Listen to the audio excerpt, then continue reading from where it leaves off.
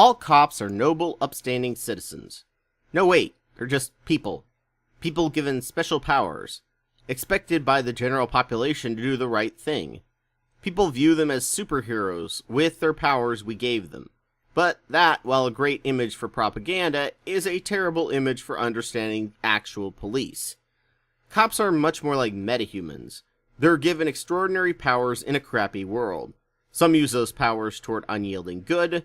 Those cops are very real, and are the ones the government and police force like to claim is their poster children, so all cops are like this. However, in comics, some metahumans become villains. In fact, there are more metahumans that turn to crime and abuse their power as opposed to using it 100% for good, and without oversight can abuse their powers to great evil. There are also a neglected branch of metahumans that I think would be more likely in a world of metahumans, and that is those in the gray area, following orders, just trying to get a paycheck, but don't mind using their powers to unfairly give themselves an edge, or let them act on their biases without repercussions.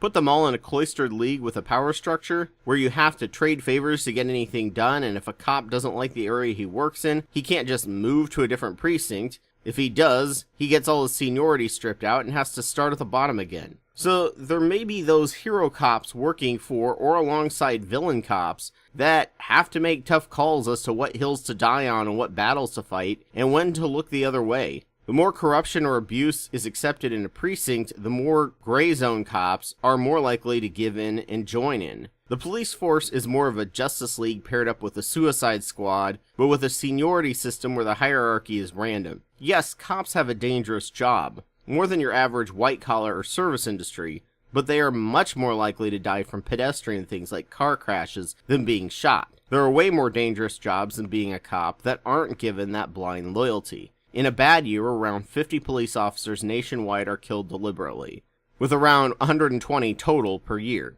That is 6 out of every 100,000 in murders, and 12 for every 100,000 total. Compare that with loggers who have a death rate of 123 per 100,000. Cops don't even begin to break the top 10 most deadly jobs list below.